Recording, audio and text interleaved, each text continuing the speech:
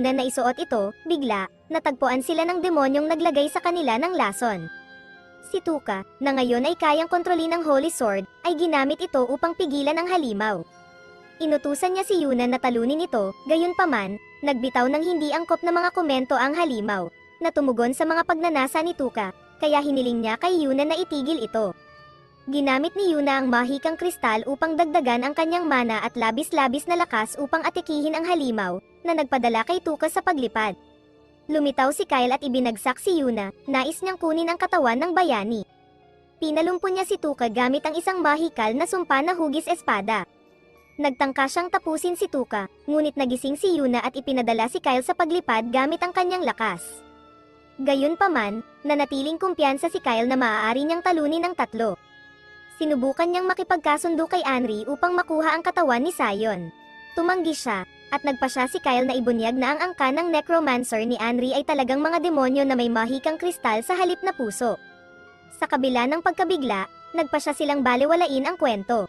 Sinubukan ng grupo na tumakas mula kay Kyle at ginamit ni Tuka ang espada upang lumikha ng peking pader. Tinanong niya kung si Anri ba ay tunay na demonyo, kinumpirma ni Anri na ang kanyang angkan ng necromancer ay mga demonyo na nakakulong sa likod ng mga pintuan ng impyerno. Ipinaliwanag ni Anri na ang kanyang angkan ay nakatakas sa mundo ng mga tao 3 taon na ang nakalilipas, ngunit sila ay inusig. Nakilala niya si Sion noong panahong iyon, at siya lamang ang tanging taong itinuring siya bilang isang tao. Sinabi niya kay Tuka na tapusin siya kung hindi siya naniniwala sa kanya. Gayunpaman, tumanggi si Tuka dahil naniniwala siya na maaaring lumaki si Anri at maging uri ng babae na gusto niya. Ngunit, natagpuan pa rin sila ni Kyle sa isang tulay.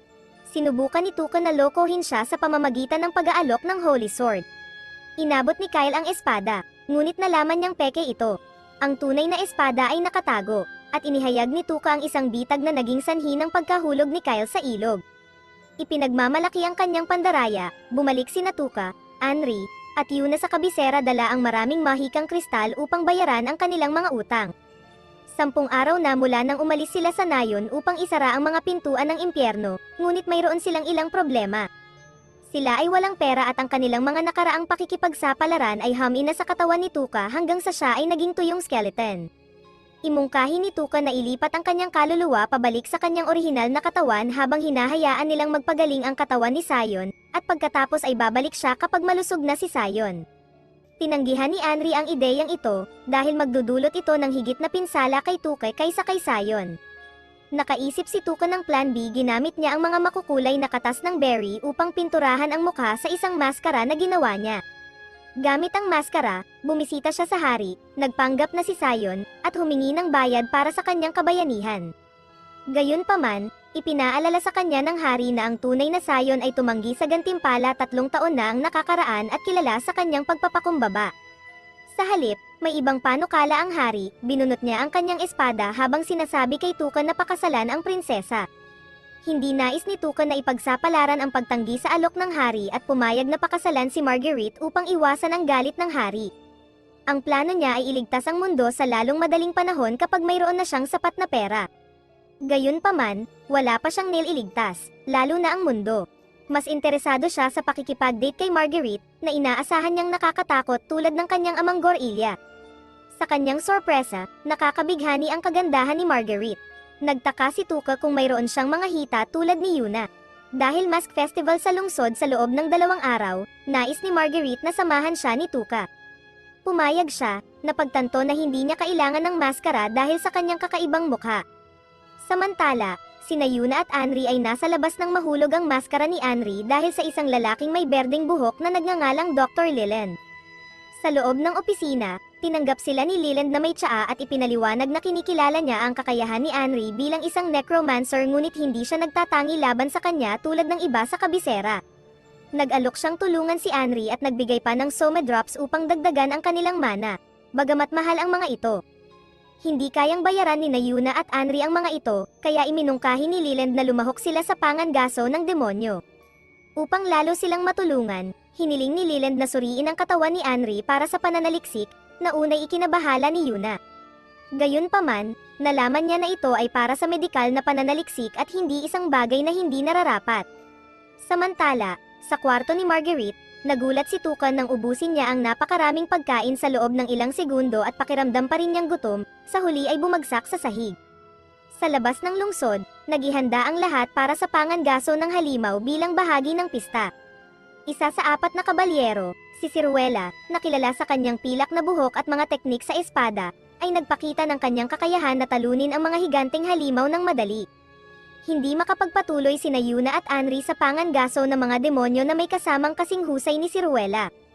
Nag-alok sina Colin at Niegan na tulungan sina Yuna at Anri na makarating sa gilid ng bundok kung saan nagtitipon ang mga demonyo. Ginamit ni Anri ang isang mahikang bato upang pansamantalang pahinain ang mga halimaw, ngunit hindi nagtagal ay nakabawi ang mga ito at dinakip sina Yuna at Anri. Lumitaw ang isa pang lalaki mula sa kagubatan. Ibinunyag na niloko ni Colin at Niegan sina Yuna at Anri, na nagdulot ng kanilang pagkakadakip. Samantala, pinanood ni Tuka si Marguerite na kumakain ng masarap pagkatapos ng kanyang pagkahimatay. Binigyan si Marguerite ng isang bote ng Somedrop upang maibalik ang kanyang lakas, ngunit patuloy siyang kumain at tumaba. Napansin ni Tuka ang pagiging mabilog ni Marguerite, at hindi niya maiwasang humanga sa kanyang mga hita. Bahagyang nahiya si Marguerite ngunit natuwa rin sa mga papuri ni Tuka. Pagkatapos nilang kumain, dinala ni Marguerite si Tuka sa kanyang kwarto sa kastilyo, at umalis siya kasama si Isaac. Nagsimulang mag-alala si Tuka para kina Yuna at umalis upang hanapin sila. Napunta siya sa bahay ampunan kung saan inaalagaan ni Dr. Leland ang kalagayan ni Marguerite. Pagkaalis nila, pumasok si Dr. Leland sa isang lihim na kwarto. Isinuot niya ang isang maskara at lumapit sa isang babae, na lumalabas na si Yuna. Ibinunyag ni Leland ang kanyang masamang plano, na kinabibilangan ng pagdakip sa mga tao, pagbabalat sa kanila, at paggamit ng necromancy upang buhayin silang muli bilang mga skeleton, lahat ay sa ngalan ng pagpapalugod sa mga demonyo. Nais ni Yuna na pigilan ang plano ni Leland, ngunit nag-aalangan siya sa kapangyarihan ng kanyang pulang buhok na demonyo. Nagpasya siyang maghintay para sa tamang sandali upang kumilos. Sa kabilang banda, si Tuka ay sabik sa kanyang date kay Marguerite sa pista.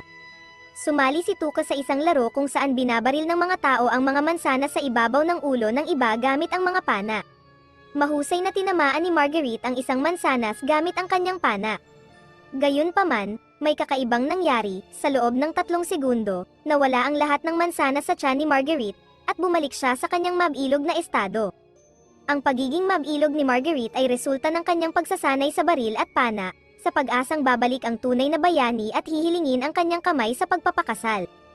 Sa tulong ni Isaac, naging mahusay si Marguerite sa parehong sandata, ngunit ang matinding pagsasanay ay ubos sa kanyang mana, na nagdulot sa kanya ng patuloy na gutom.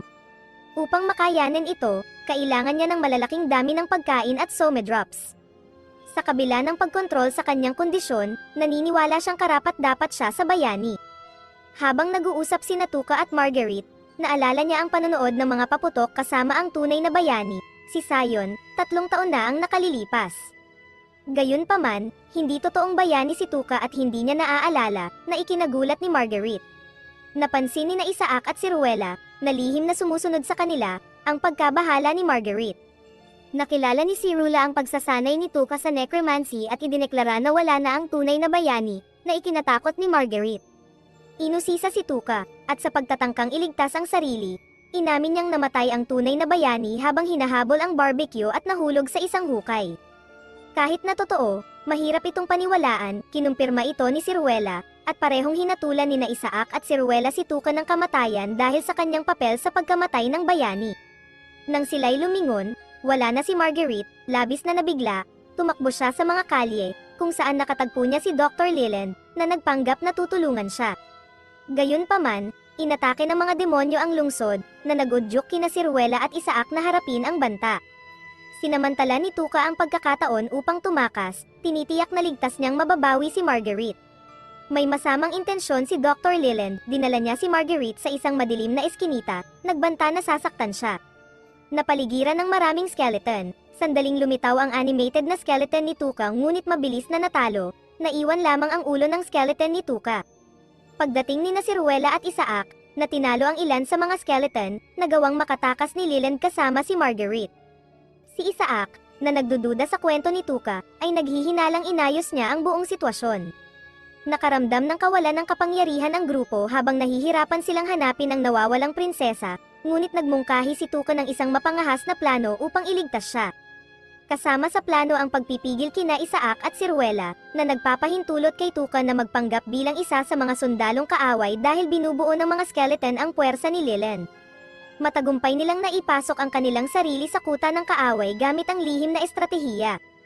Inihayag ni Isaac na si Marguerite ay nagdurusa mula sa MES dahil sa presyon ng kanyang pag-aaral at mahigpit na pagsasanay, na nagdulot ng kanyang patuloy na gutom.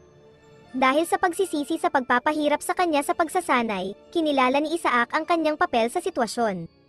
Nang marinig ang kwento, itinuro ni Tuka ang mga daliri kay Isaac para sa lahat ng nangyari kay Marguerite. Tumagos sa puso ni Isaac ang mga salita ni Tuka, na nagdulot sa kanya ng matinding kalungkutan. Biglang, isang malakas na atake ang sumabog mula sa pader, na itinulak sila palayo. Si Yuna iyon, na nakatakas mula sa kuta ng doktor, nahuli niya ang isa sa mga katulong ng doktor, si Colin, at nais malaman kung nasaan si Anri.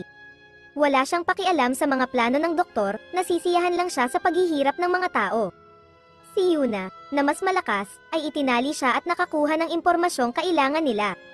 Inihayag ni Colin kung saan matatagpuan si Anri, nagmadali si Yuna papunta sa kwarto at natagpuan si Anri na nakaupo sa isang lawa ng sarili niyang uhog, na nakakadiri. Kinailangan ni Tuka at Yuna na maglaro ng bato-bato pick para magpasya kung sino ang tutulong kay Anri. Samantala, si Leland ay may hawak kay Marguerite sa isang silya, at naghahanda para sa isang kakaibang ritual upang iligtas siya. Ang plano niya ay gawing masoner ang mga skeleton ang lahat ng naroroon sa ilalim ng kanyang kontrol. Naniniwala siyang magiging mas mabuti ang mundo, kung lahat ay magiging mga buto at walang laman upang gawin silang naiiba sa isa't isa. Sa palagay niya, makakatulong ito para magkasama ang mga demonyo at tao. Hindi nagustuhan ni Marguerite ang ideyang ito, handa na sina Isaac at Ciruela sa labas ng pintuan, handang tumulong sa pagliligtas kay Marguerite. Nasa mas mataas na palapag si Tuka, Yuna, at Anri, naghihintay ng tamang sandali upang pigilan si Leland. Nang tumanggi si Marguerite na makasama si Leland, na nagtatapat ng kanyang pag-ibig sa kanya, bumaba si Tuka at sinubukang suntukin siya. Ngunit nakalimutan niyang siya ay isang skeleton lamang at hindi masyadong malakas. Sunod sa kanya, ginamit ni Yuna ang isang mahikang kristal upang maging mas malakas at sinuntok si Leland, na nagpadala sa kanya sa paglipad. Nagutos si Leland sa kanyang mga skeleton na sundalo na umatake, ngunit kinontrol na sila ni Anri gamit ang kanyang necromancy. Kinuha ni Tuka ang maskara ni Leland na may mahikang kristal, at nang isinuot niya